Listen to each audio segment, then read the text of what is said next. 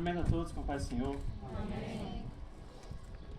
É um enorme privilégio poder partilhar a palavra com todos vocês hoje, que hoje é um enorme privilégio podermos nos reunir também para poder falar sobre a palavra de Deus. Existem muitos lugares do mundo em que isso não é possível e nós devemos sempre agradecer a Deus, porque podemos estar aqui num espaço público, podemos louvar o nome do Senhor, podemos falar sobre a palavra dele, graças a Deus. Então, como vocês já sabem, como já ficou um pouco claro, o tema do culto de hoje é o que é ser igreja. E nós vamos falar disso, mas primeiro eu queria que nós começássemos entendendo o que é igreja. O que é igreja? Muitas pessoas têm uma concepção, quando se usa a palavra igreja, elas pensam uma de duas coisas. Ou pensam nas instituições religiosas que existem hoje em dia, como por exemplo a Igreja Católica, a Igreja Presbiteriana, a Igreja Pentecostal, Evangélica e todas as outras, ou elas pensam em lugares, por exemplo edifícios. Tem aquela igreja que fica ao pé da minha casa, estamos falando de igrejas, estamos falando de lugares. Mas não é exatamente isso que igreja significa, pelo menos não é nesse sentido que nós vamos discutir hoje.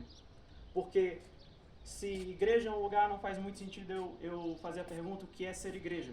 Eu não posso ser um lugar, isso não faz muito sentido. Então, se nós abrirmos em Atos capítulo 17, vocês não precisam abrir, eu vou fazer as leituras das passagens bíblicas. Mas o apóstolo Paulo vai dizer a seguinte coisa ao povo de Atenas: porque passando eu e vendo os vossos santuários, achei também um altar em que estava escrito: ao Deus desconhecido. Esse, pois, que vós honrais não conhecendo, é o que eu vos anuncio. Paulo, ele vai até os santuários do povo de Atenas, que é um povo que tinha muitos deuses, e todos esses deuses possuíam imagens, possuíam altares, lugares de adoração com deuses visíveis, entre aspas, deuses feitos de pedra, que eles podiam ir e servir naquele lugar. E logo depois ele vai dizer: o Deus que fez o mundo e tudo que nele há, sendo o Senhor do céu e da terra, não habita em templos feitos por mãos de homens. Então aqui Paulo deixa muito claro de que aquele altar, mesmo que estivesse ali dedicado a Deus, ao Deus que nós servimos, não servia de muita coisa, porque Deus não estava preso àquele lugar, ele não estava contido ali, porque o nosso Deus não habita em templos feitos por mãos de homens. Mas depois, Paulo também vai dizer, em 1 Coríntios, capítulo 3, versículo 16, o seguinte: não sabeis vós que sois o templo de Deus e que o Espírito de Deus habita em vós? Olha só que maravilha. Paulo disse que o Deus que ele serve não habita em templos feitos por mãos de homens, mas ele habita no templo que foi feito pelas próprias mãos dele, que somos nós. Glória a Deus. Então pronto. Então concluímos isso. De fato, quando nós falamos igreja hoje, quando eu falar igreja, nós não vamos entender como um lugar. Nós vamos entender como. Qual é a definição de igreja? A igreja é a união de todos os seguidores de Jesus Cristo, de todas as eras e lugares. Aqueles que creem que Jesus é o Filho de Deus enviado para salvar a humanidade da perdição e que crendo nisso, receberam o Espírito Santo nos seus corações. Certo. Então, já que entendemos o que é igreja, vamos falar sobre ser igreja. E muitas pessoas fazem uma associação direta entre ser igreja e congregar. Para aqueles que não sabem, congregar significa reunir-se, estar junto. Mas fazer essa associação direta e não acrescentar mais nada é algo muito perigoso. Porque congregar em si não é ser igreja. Ela faz parte, mas não é o suficiente, nem de longe. Porque congregar, o ato de congregar, é algo físico, é algo visível. E como tal, é algo que pode ser fingido, é algo que pode ser forjado. Alguém estar em uma igreja, alguém se reunir, não quer dizer que essa pessoa está sendo de fato igreja. Um exemplo disso está em Mateus capítulo 23, em que Jesus fala aos fariseus da época dele. Os fariseus, para quem não sabe, eram os sacerdotes.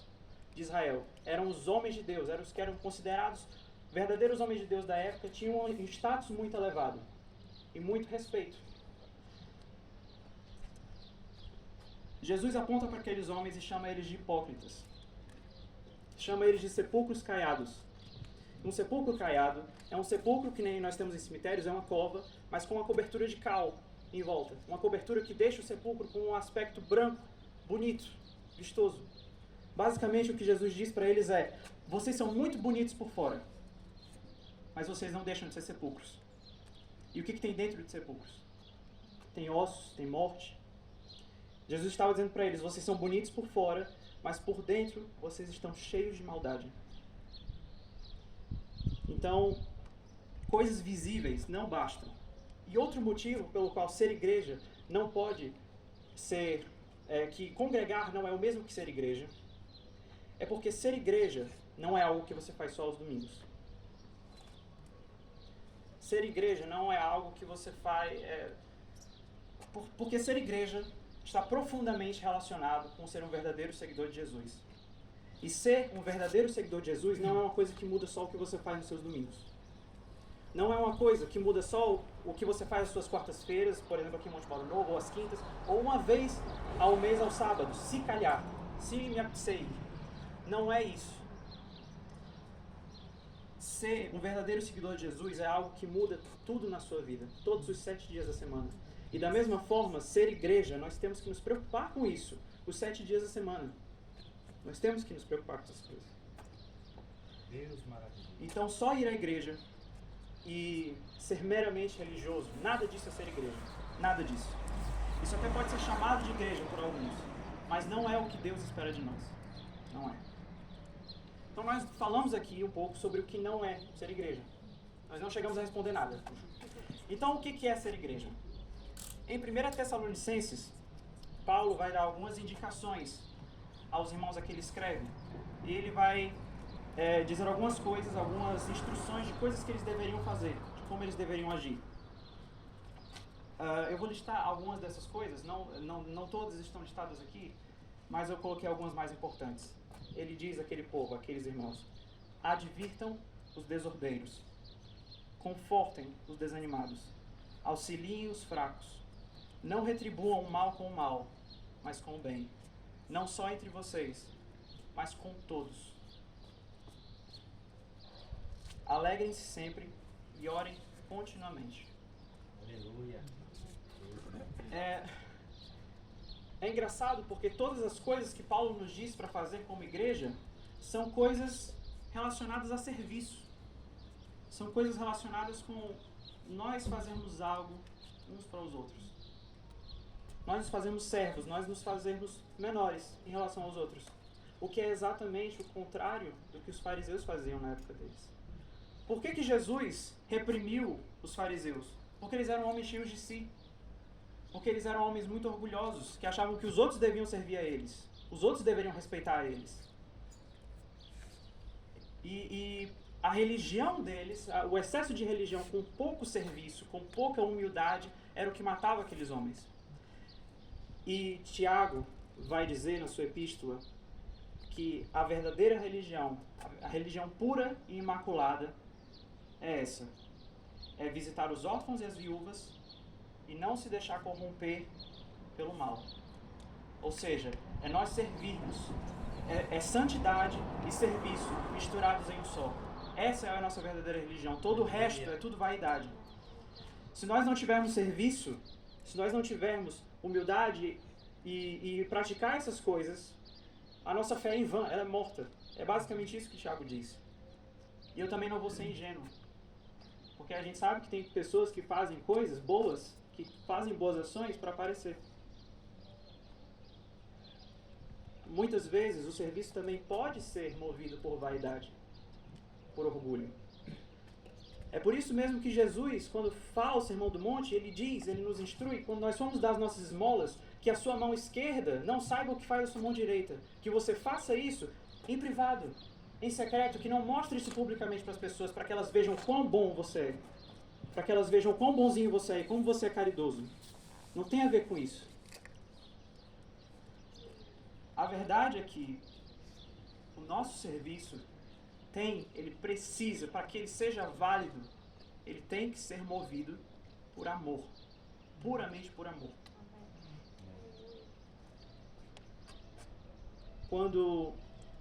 Quando Jesus, logo depois de Jesus ser traído, pouco antes dos soldados levarem Jesus embora, Jesus está à mesa com os seus discípulos, ou pelo menos quase todos eles, e ele diz o seguinte, ele dá algumas últimas instruções antes de ser levado. E ele nos dá um novo mandamento. E o mandamento é: amem uns aos outros, como eu vos amei. E por causa desse amor, vocês serão conhecidos como os meus discípulos. Glória a Deus. Isso é tudo muito difícil. Eu não sei se vocês têm alguma noção do quão difícil isso é. Temos que amar uns aos outros assim como Jesus nos amou. Sabe o que Jesus fez por nós? Ele morreu. Ele morreu. Jesus pede de nós um amor sacrificial uns pelos outros. Servir mesmo uns aos outros com muito amor, um amor indescritível. Eu pergunto a vocês conseguem fazer isso? Vocês conseguem fazer isso? Porque isso é muito, mas muito difícil. Muito, muito difícil. Porque vamos parar para pensar. Quantas pessoas vocês acham que vocês amam assim na vida de vocês? Quantas pessoas na vida de vocês acham que vocês amam nesse nível? Provavelmente vocês conseguiram contar nos dedos. Talvez até nenhuma. E isso tem um motivo. Por exemplo, o Daniel fez um pequeno quebra-gelo que fez a gente se conhecer um pouco melhor, mas eu não conheço muito de vocês. Eu posso conhecer vocês de rosto, de nome, eu posso conhecer alguns detalhes sobre vocês, mas eu não sei qual é a comida favorita de vocês, não sei quais são os hobbies de vocês, quais são os sonhos de vocês. Eu não conheço muitos de vocês o suficiente. Então, a pergunta é, como é que eu amo a esse nível, com amor sacrificial, pessoas que eu não necessariamente sou íntimo? Como é que eu faço isso? Como é que eu transformo um número que pode ser contado nos dedos para todos os meus irmãos? Para um número que abrange toda essa gente? Como é que eu faço isso? Isso parece impossível. Eu sei que parece.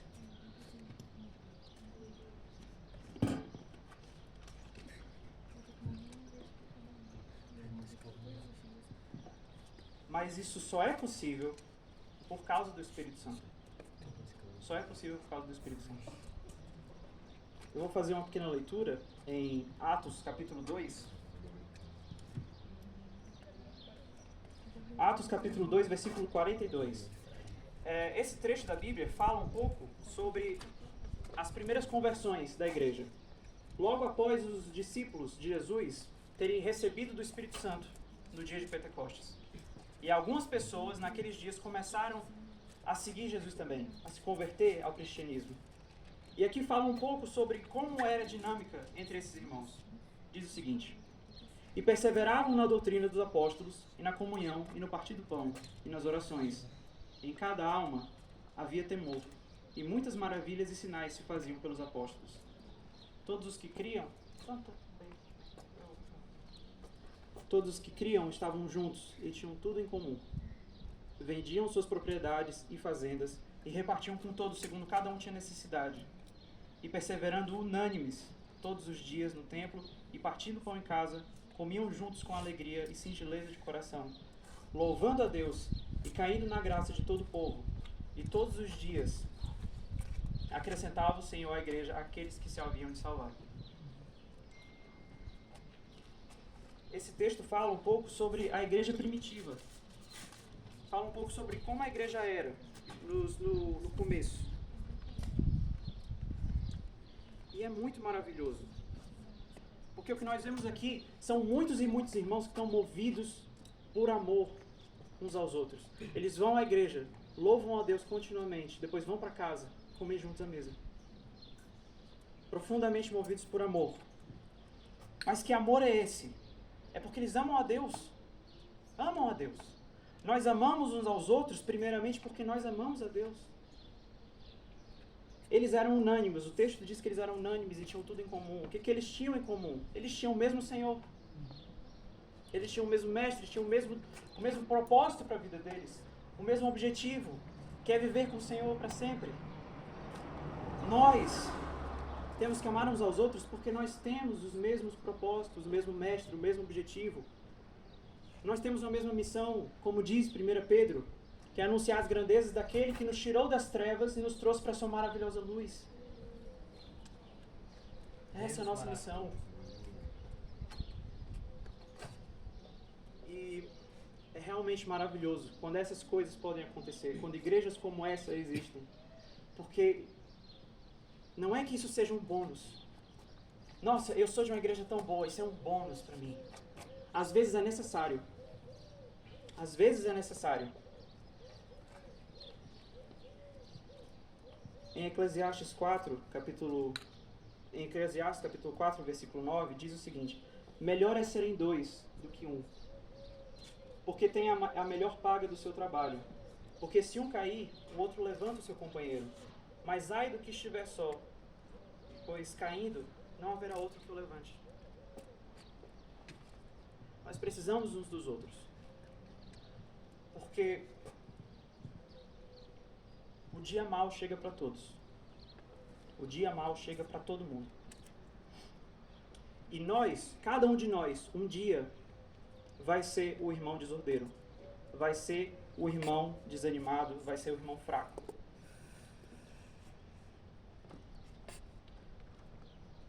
Um dia todos nós vamos experimentar um pouco das aflições desse mundo, nós vamos sofrer.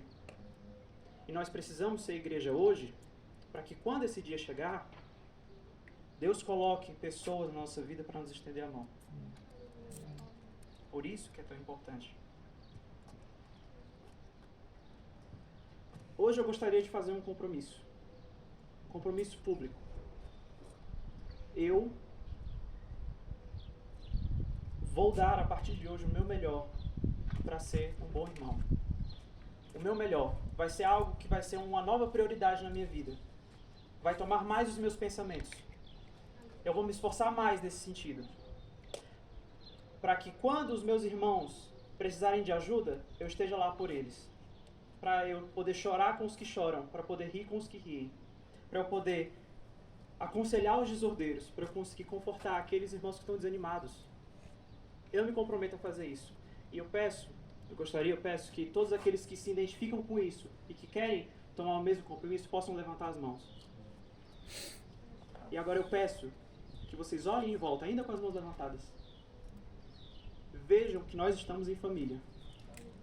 E que se vocês precisarem, cada um desses irmãos pode te ajudar em momentos de necessidade. É isso que significa ser igreja. Glória a Deus. É isso que significa ser igreja. Deus. E eu peço muito a Deus que a gente possa ser uma boa igreja, uma igreja unida, uma igreja sincera. E que o nosso meio, as nossas igrejas, no geral aqui em Monte Moro Novo, possam ser um lugar de refúgio. Tanto para os nossos, os que são da casa, como também para aqueles que forem chegando pelo caminho. Eu peço muito a Deus que isso aconteça aqui. E para concluir, eu só queria dizer uma coisa. E eu peço que vocês realmente prestem atenção naquilo que eu vou dizer. Isso tudo é muito difícil, nós chegamos a essa conclusão. É tudo muito difícil. E nós somos humanos, nós podemos falhar em todas essas coisas. Pessoas na nossa vida podem falhar nesses pontos. E por causa disso, vai haver momentos em que as pessoas vão nos decepcionar. Vai haver momentos em que as igrejas que a gente for congregar vão nos decepcionar também. Mas isso não deve nos desanimar na nossa fé. Não deve. Nunca, nunca, nunca. Porque eu digo para vocês, nem as melhores igrejas do mundo podem cumprir tudo isso. As melhores igrejas do mundo são só fagulhas, são só vislumbres daquilo que está por vir. São só fagulhas. Porque um dia vai chegar em que nós vamos nos encontrar com o nosso Senhor. Deus. Nós vamos encontrar com o nosso Mestre querido. E nós também vamos encontrar com todos aqueles que um dia foram feitos nossos irmãos, que um dia creram e receberam do Espírito Santo e vão morar conosco para sempre. E lá não vai haver conflitos. Lá ser igreja vai ser extremamente fácil. Porque não vai haver intrigas, não vai haver guerras, não vai haver confusão nenhuma. E é por isso que nós podemos descansar. E até que esse dia chegue, vamos tentar ser a melhor igreja que a gente puder ser. Amém? Amém. Glória a Deus. Eu agradeço muito a oportunidade e eu queria fazer só uma oração final. E eu peço que todos possam ficar em pé.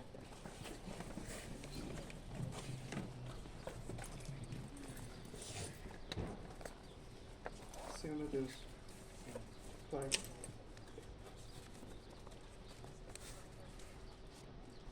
muito obrigado, Senhor. Muito obrigado por tudo, porque o Senhor é bom. Obrigado, Senhor, por ter nos trazido hoje aqui, Senhor. É simplesmente maravilhoso poder estar entre irmãos. Eu peço, Senhor, que isso possa só ficar melhor. Eu sei que os tempos são difíceis, Senhor, e que vão ficar mais difíceis. Eu sei disso. Mas que a Tua igreja, Senhor, possa prosperar, Senhor. Que nós possamos crescer em proximidade contigo, Senhor. Nos ajuda, meu Deus, porque nós somos tão maus, meu Pai. Nós somos tão falhos, somos tão egoístas, Senhor. Por favor, nos ajuda, Senhor. Nós precisamos do Teu Espírito, Senhor. Que o Senhor derrame a Tua graça, Senhor, sobre Monte para o Novo. Senhor, derrame a Tua graça, Senhor, sobre Vendas Novas. Derrama a Tua graça, Senhor, sobre o Alentejo, meu Pai. Precisamos da Tua ajuda, Senhor. A gente não somos nada, meu Pai. Nos abençoa. Fortalece, Senhor, esses laços, Senhor, que nós temos uns com os outros. Nos faz irmãos verdadeiros e genuínos, Senhor. Nos ajuda a amar uns aos outros. Fica conosco, meu Pai. Eu creio, Senhor, que o Senhor tem grandes planos, meu Pai, para a Tua igreja, meu Pai. Sei que o Senhor tem grandes planos para Monte Moro Novo. Tem grandes planos, Senhor, para Vendas Novas também. E, Senhor, nos ajuda, Senhor, a estarmos disponíveis para ouvir a Tua voz, meu Pai. Continua incomodando os nossos corações, Senhor. Toda vez que a gente falhar em algumas dessas coisas, meu Pai. Nos incomoda, meu Deus. Mexe com a gente, meu Pai. Mexe o nosso interior, meu Deus. Muda quem nós somos de pouco a pouco. Porque se não for por Tua causa, Senhor, nós nunca vamos sair daqui. Deus, maravilha. Nos abençoa, Senhor. Nos dá um resto de dia abençoado, meu Pai. Abençoa, Senhor, a cada uma das pessoas que está aqui, meu Deus. Toca, Senhor, o coração dessas pessoas, meu Pai. Senhor, meu Deus.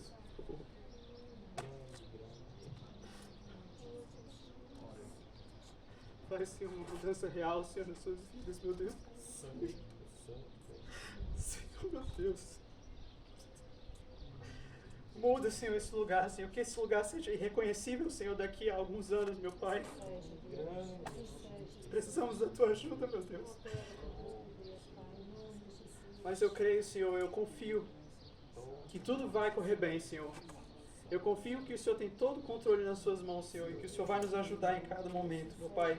Que nós possamos ser uma igreja unida, Senhor, uma igreja valorosa, e que as pessoas possam, Senhor, nos conhecer como discípulos Teus, aonde nós formos, por causa do nosso amor, meu Pai. Deus, Nos ajuda em tudo, meu Deus. É o que eu te peço. Te agradeço. Em nome de Jesus. Amém. Obrigado pela oportunidade.